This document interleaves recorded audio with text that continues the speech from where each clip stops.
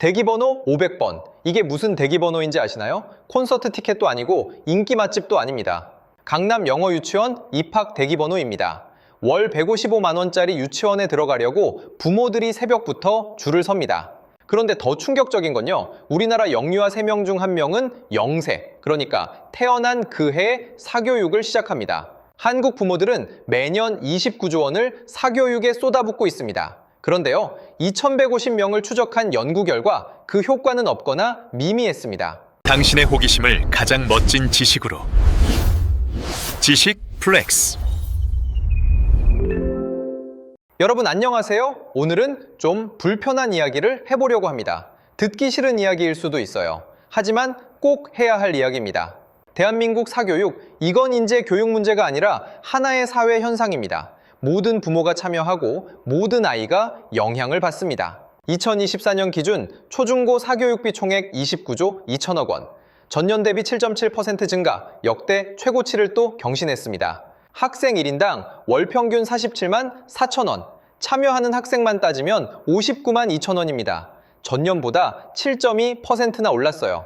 사교육 참여율 80%, 10명 중 8명이 학원을 다니고 있다는 거죠. 주당 평균 7.6시간을 사교육에 쏟고 있습니다. 근데 이건 초중고 이야기입니다. 진짜 무서운 건 따로 있어요. 2024년 교육부가 처음으로 영유아 사교육 실태를 공식 조사했습니다. 6세 미만 아이만 3,241명을 대상으로요. 결과요, 영유아 사교육 참여율 47.6%, 2명 중 1명입니다. 참여 유아 1인당 월 평균 33만 2천 원. 3개월간 전국 추정 총액은 약 8,154억 원입니다. 영유아만으로요. 연령별로 보면 더 놀랍습니다. 2세 이하도 24.6%가 사교육을 받고 있어요. 주당 1.8시간. 3세가 되면 50.3%로 뜁니다. 주당 5.2시간. 절반이 넘는 아이들이 학원에 다니기 시작합니다. 5세가 되면요, 81.2%입니다. 10명 중 8명. 주당 7.8시간, 직장인 주당 회의 시간보다 많습니다. 5살짜리 아이 10명 중 8명이 학원을 다니고 있다는 겁니다. 과연 이 아이들은 어떤 교육을 받고 있을까요? 강남, 대치동, 여기는 이제 학원가가 아니라 유치원생들의 전쟁터입니다. 혹시 7세고시라는 말 들어보셨나요? 7세, 그러니까 초등학교 들어가기 전 아이들이 치르는 입학시험입니다. 유명 영어학원, 수학학원에 들어가기 위한 레벨 테스트예요. 서류 전형에 인터뷰에 레벨 테스트까지. 2025년 8월 6일 강남 대치동과 도곡동 어학원가에서 공식 개막했습니다. 이게 끝이 아닙니다. 이 시험을 준비하기 위한 사전 컨설팅, 모의 면접, 과외까지 따로 있어요. 학원 들어가려고 학원을 다니는 겁니다. 7살짜리가요. 4세고시라는 것도 있습니다. 만 3살, 4살 아이들이 영어 유치원 레벨 테스트를 봅니다. 특목고보다 입학이 어렵다는 우스갯소리까지 나옵니다. 자, 그럼 이 입금 전쟁이라는 걸 한번 볼까요? 강남 영어 유치원에 시설 투어를 가려면요, 먼저 수업료 154만 원을 전액 선입금해야 합니다. 보러 가기도 전에 돈을 먼저 내야 하는 거예요. 선착순이니까 학부모 커뮤니티에서는 실시간으로 대기번호를 공유합니다. 대기번호 500번까지 찍힌 걸 확인한 적도 있어요. 이쯤 되면 궁금하실 겁니다. 도대체 얼마를 내는 건지. 영어 유치원 전국 평균 월 154만 5천 원, 과목별로 보면 영어 월 41만 4천 원, 국어 수학 34만 원, 예체능 17만 2천 원입니다. 근데 강남 프리미엄 영어 유치원은 월 200만 원에서 230만 원입니다.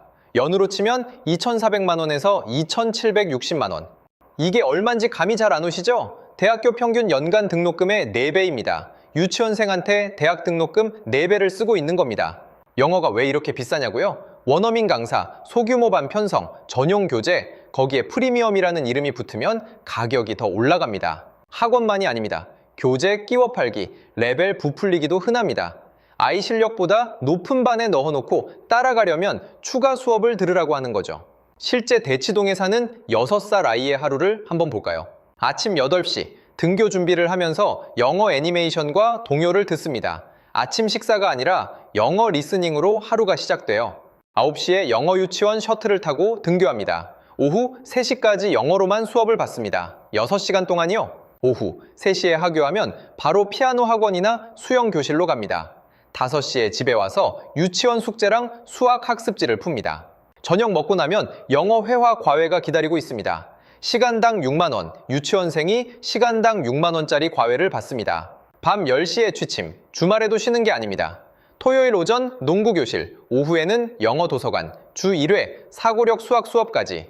이 아이가 자유롭게 노는 시간은 거의 없습니다. 6살짜리 아이의 스케줄이 직장인보다 빡빡합니다. 월 교육비요, 영어 유치원 176만 원에 피복비, 재료비, 과외비까지 합치면 한 달에 300만 원 가까이 됩니다.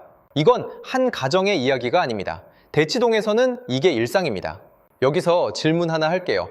왜 이렇게까지 하는 걸까요? 부모들이 미쳐서 그런 걸까요? 아닙니다. 저는 이걸 부모 탓으로 돌리고 싶지 않습니다. 이건 시스템의 문제입니다. 구조적으로 불안을 만들어내는 시스템이요? 학원가에서는 아주 체계적으로 부모의 불안을 자극합니다. 이걸 불안 마케팅이라고 해요. 지금 안 시키면 뒤처집니다. 옆집 아이는 이미 시작했습니다. 3살이 골든타임에임입니다. 이런 말들 한 번쯤 들어보셨죠? 맘카페에서 하루에도 수십 번 올라옵니다. 읽다 보면 안 시키고 있는 내가 잘못하고 있는 것 같은 기분이 들어요. 죄책감이 밀려옵니다. 입소문이 불안을 만들고 불안이 수요를 만들고 수요가 가격을 올립니다. 그리고 올라간 가격이 다시 불안을 만듭니다. 완벽한 악순환이죠. 여기에 하차 불안이라는 게 추가됩니다. 한번 시작하면 빠지기가 더 어려운 거예요. 달리는 기차에서 내릴 수가 없는 겁니다. 이미 수백만 원을 투자했는데 여기서 멈추면 그동안 쓴 돈이 아깝잖아요. 여기서 빠지면 우리 아이만 뒤처지잖아요. 경제학에서 이걸 매몰 비용 오류라고 합니다. 이미 쓴 돈 때문에 합리적 판단을 못하는 거죠. 그리고 사회적 비교가 이걸 더 부추깁니다. 옆집 아이가 학원 3개를 다니면 우리 아이는 4개를 다녀야 안심이 되는 거예요. 죄책감이 생기고 죄책감이 추가 투자로 이어지고 그게 다시 불안으로 돌아옵니다. 이 고리를 끊기가 정말 어렵습니다. 2025년 사교육비가 5년 만에 처음으로 줄었습니다. 하지만 기뻐할 일이 아닙니다. 경기 침체로 중산층이 줄인 건데 고소득층은 그대로거든요. 월소득 800만 원 이상 가구는 영유아 사교육에 월 32만 2천 원을 씁니다. 참여율 62.4%. 월소득 300만 원 미만 가구는요, 월 4만 8천 원, 참여율 29.5%, 격차가 6.7배입니다. 같은 나라, 같은 나이의 아이들인데 교육비가 6.7배의 차이가 납니다. 출발선부터 다른 거예요.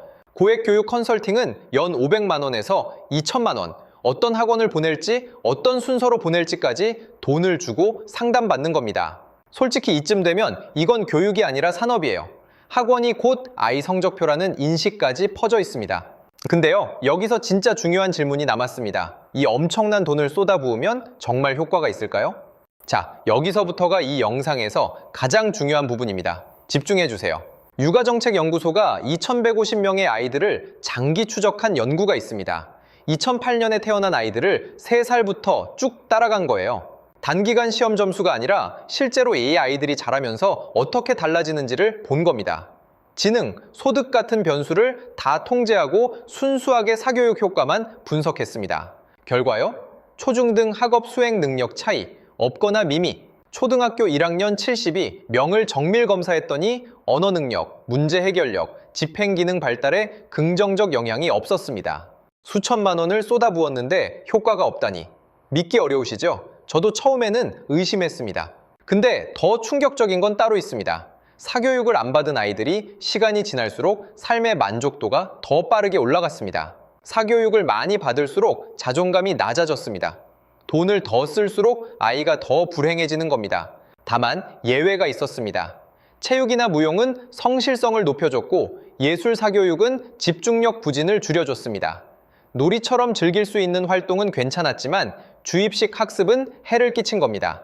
왜 이런 결과가 나오는 걸까요? 여기서 뇌과학이 등장합니다. 인간의 뇌는 정해진 순서대로 발달합니다. 감정을 담당하는 편도체가 먼저, 기억의 해마가 다음, 판단력의 전두엽이 가장 마지막입니다. 그 다음 해마가 가장 마지막에 전두엽이 발달합니다. 판단력, 의사결정, 충동조절. 전두엽이 완전히 발달하는 건 만 20세에서 25세입니다. 전두엽이 완전히 발달하는 건 만 20세에서 25세입니다. 초등학생이 아니라 대학생 때 완성된다는 거예요.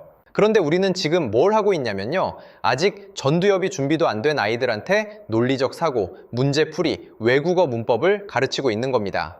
발달 심리학자 피아제에 따르면 2세에서 7세는 전조작기입니다. 추상적 사고 자체가 불가능한 나이예요. 물을 다른 컵에 옮기면 양이 달라졌다고 생각하는 시기입니다. 뇌가 아직 그렇게 설계되어 있지 않은 거예요.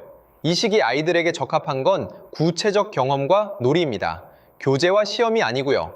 비고츠키라는 발달 심리학자는 놀이가 아동의 근접 발달 영역을 확장시킨다고 했습니다. 아이들은 놀이할 때 자기 수준보다 더 높은 수준으로 기능합니다. 놀이가 곧 학습인 겁니다. 그런데 우리는 놀이 시간을 빼앗고 그 자리에 학원을 넣고 있어요. 2026년 1월 노벨 경제학상 수상자 제임스 해크먼 교수가 한국 교육에 대해 직격탄을 날렸습니다. 그는 한국의 시험 점수 중심 교육을 키스 오브 데스, 죽음의 입맞춤이라고 불렀습니다. 겉보기에는 도움이 되는 것 같지만 실제로는 아이를 죽이는 교육이라는 겁니다. 해크먼 교수는 한국 부모들이 학습을 외주화하고 있다고 비판했습니다. 아이의 성장을 학원에 맡기는 순간 부모와 아이 사이에 가장 중요한 연결고리가 끊어진다는 거죠. 하버드대 발달아동센터의 최신 연구도 같은 경고를 합니다. 어린 시절의 지속적인 스트레스는 발달 중인 뇌 구조 자체를 약화시킵니다. 이걸 톡식 스트레스라고 부릅니다. 더 무서운 건요. 한번 톡식 스트레스에 노출된 아이의 뇌는 스트레스 반응 시스템이 영구적으로 높은 경계 상태로 설정됩니다. 평생 불안한 뇌를 갖고 살아가게 되는 겁니다. 연세대 의대 엄소영 교수도 경고합니다. 영유아기 학업 중심 프로그램이 창의성과 사회성 발달을 저해한다고요. 결국 사교육이 오히려 학습 능력을 떨어뜨리고 있습니다. 번아웃, 자존감 저하, 틱장애도 증가 추세입니다. 그렇다면 어떻게 해야 할까요? 여기서 한 가지 비유를 소개하고 싶습니다. UC 버클리의 발달 심리학자 앨리슨 고프닉은 부모를 두 가지 유형으로 나눕니다. 목수형 부모와 정원사형 부모. 목수형 부모는 아이를 설계도대로 깎아서 만들려고 합니다. 이 학원 보내고 저 과외시키고 이 대학 보내고 완성품을 만드는 거죠. 정원사형 부모는 다릅니다. 아이가 잘 자랄 수 있는 환경을 만들어줍니다. 물을 주고 햇빛을 주고 기다려줍니다. 어떤 꽃이 필지는 아이가 정합니다. 고프닉 교수의 말이 인상적입니다. 지난 30년간 양육이 목표지향적 노동으로 변질되었다고요. 아이는 본래 예측 불가능하고 논리적이고 상상력이 풍부하도록 설계되어 있다고요. 실제로 해외에서는 이미 다른 길을 가고 있습니다. 핀란드는 7살까지 체계적 학습을 시키지 않습니다. 16살까지 시험도 경쟁도 없어요. 전 과정 무상교육입니다. 그 결과요, 피사 국제학 업성 취도에서 78개국 중 읽기 3위, 과학 6위, 수학 11위. 놀아야 할 때 놀게 해줬더니 오히려 공부를 더 잘하는 겁니다. 일본도 비교해볼 만합니다. 사교육 참여율이 21%입니다. 한국 58%의 3분의 1 수준이에요. 고3 때부터 입시를 준비하고 그 전까지는 동아리 활동이 중심입니다. 이 문제는 개인의 문제가 아닙니다. 한국의 합계 출산율은 0.75명, 세계 최저입니다. 파이낸셜 타임스도 한국 사교육 열풍이 출산율 저하의 주요 원인이라고 보도했습니다. 29조 원 사상 최고 사교육비, 그런데 학생 수는 매년 줄고 있습니다. 사교육비 부담이 양육비 부담으로, 양육비 부담이 출산 기피로 악순환입니다. 다행히 변화의 조짐이 보입니다. 2026년 6월부터 4세 고시, 7세 고시가 법적으로 금지됩니다. 유치원생을 대상으로 한 입학시험 자체가 불법이 되는 겁니다. 올해 3월부터는 4세와 5세 아이들의 무상교육도 확대됩니다. 2019년 개정된 놀이 중심 누리과정과 함께 공교육을 강화하겠다는 거죠. 육아정책연구소도 같은 결론을 내렸습니다. 사교육이 학업 성취를 장기적으로 보장하기 어렵다고요. 자유롭게 놀고 부모와 함께하는 경험이 더 효과적이라고요. 자녀 교육은 완성품을 만드는 작업이 아닙니다. 아이가 스스로 자랄 수 있는 환경을 만들어주는 것. 그게 정원사의 일입니다. 오늘 영상이 도움이 되셨다면 구독과 알림 설정 부탁드립니다. 다음 영상에서 더 깊은 이야기로 돌아오겠습니다. 세상을 바꾸는 재미있는 호기심. 구독과 좋아요로 지식 플렉스.